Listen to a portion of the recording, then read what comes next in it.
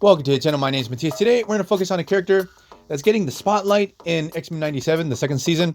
So we're going to talk about Gambit. Now, sadly, I don't have a character sheet for Gambit, but we're going to go over all of his original trading cards from Marvel Series 2 to Series 4. Because to my knowledge, he never got a trading card for Marvel Series 1, even though he did pop up in the team card for the X-Men.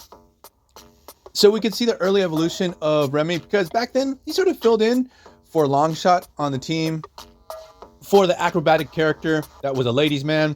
And in the case of Longshot, he would throw these blades. Gambit would throw these exploding poker cards.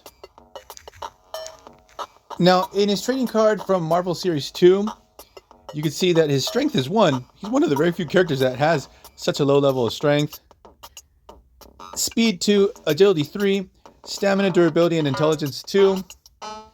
In Marvel Series 2, there was no reference to energy projection or stuff like that. So if you looked at this trading card back then, like me when I was a kid, I thought this character was a schmuck.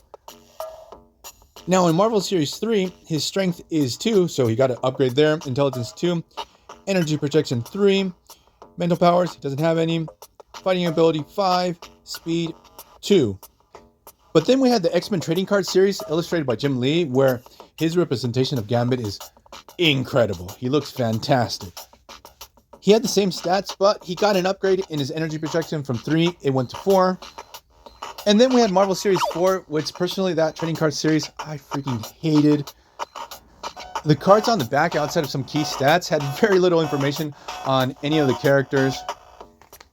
Now, in the case of Gambit, he has a upgrade in his agility. From 2, it goes to 4, while all the rest stayed the same. Now, I went into my personal collection to see if I can do what Marvel did back in Marvel Series 1.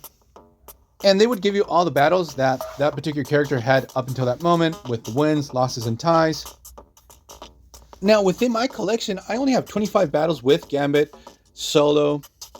You know, I realized that when I went into this, he is very much a team player.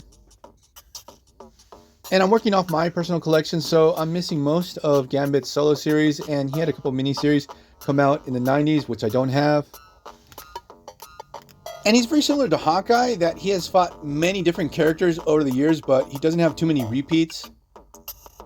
When you go over the stats, he doesn't have any arch enemies. So out of these 25 battles that I have, he has 16 wins, 6 losses, 3 ties.